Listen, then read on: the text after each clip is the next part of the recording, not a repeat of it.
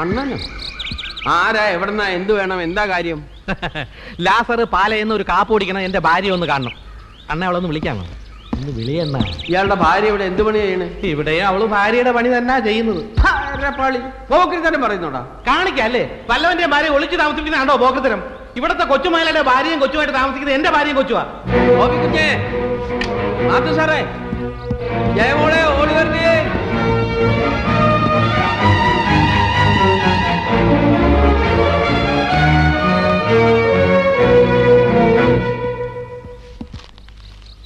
കണ്ടിട്ടൊരു അവലക്ഷണം പിടിച്ചവനെ പോലുണ്ടല്ലോ.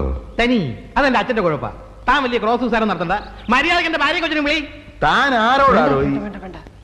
ഉടക്കാൻ നിൽക്കണ്ട. ഡാഡി പറഞ്ഞ ശരിയാ. കണ്ടാലറിയാൻ ചെറ്റയാണെന്ന്. ഇവന്മാരായിട്ടൊക്കെ സംസാരിക്കുന്ന നമ്മുടെ അന്തസ്സിനെ പറ്റിയതല്ല. നിന്നെ വിളിക്കാം. ജയ, അവളെ വിളിച്ചേ. അവള് വരട്ടെ. ഇറങ്ങി വാടി, ഇറങ്ങി വരാൻ. എടീ ദ്രോഹി, വഞ്ചകി, ചതിച്ചി, എവിടെയാടി എന്റെ കൊച്ച്? എവിടെയാടി? നിങ്ങൾ ആരാ? ഞാൻ ആരാണോ അറിയില്ലല്ലേടി. സൂക്ഷിച്ചു നോക്ക്. കോട്ടയം സെന്റ് മേരീസ് പള്ളിയിൽ 1990 ജനുവരി 9 മാതാവിനെ സാക്ഷി നിർത്തി നിന്നെ താലി കെട്ടിയ കോർപ്പറേഷൻ ക്ലർക്ക് ലാസറിന്റെ മുഖത്ത് നോക്കി നിങ്ങൾ ആരാണെന്ന് ചോദിക്കാൻ നിനക്ക് എങ്ങനെ ധൈര്യം വന്നടി? നിന്റെ ചാന്തിനും പൊട്ടിനും ക്യൂടെക്സിനും പോലും എന്റെ ശമ്പളം തികയില്ലെന്നും പറഞ്ഞ് നീ വിട്ടുവിട്ടിറങ്ങിയപ്പോൾ പണത്തിനേക്കാൾ വലിയ വില സ്നേഹത്തിനുണ്ടെന്ന് മനസ്സിലാക്കി നീ എന്റെ വീട്ടിൽ തിരിച്ചു വരാൻ നാളെ പ്രതീക്ഷിച്ച് ആ പൂമുഖപ്പടിയിൽ കഴിഞ്ഞ വെള്ളിയാഴ്ച വരെ നിനക്ക് വേണ്ടി ഞാൻ കാത്തിരുന്നു.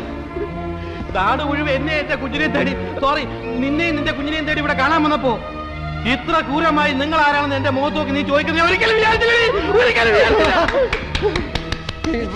ചെവുക്കുറ്റി നോക്കി ഒരു ഒറ്റ എന്റെ നീനെ രക്ഷിക്കാനുള്ള അധികാരം എനിക്ക് മാത്രമാണ്. എവിടെ നമ്മുടെ കുഞ്ഞ്? ഒന്ന് കാണാനാണ് ഓടി വന്നത്.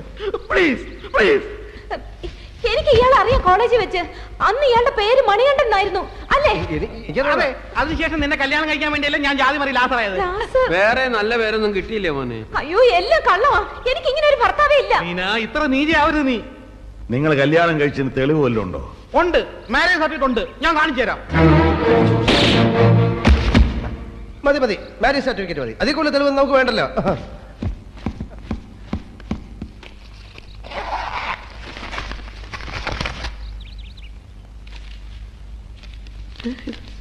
ഇതങ്ങനെ ഒരാളെ മനസമാധാനത്തോടെ കൊല്ലാനും സമ്മതിക്കില്ല.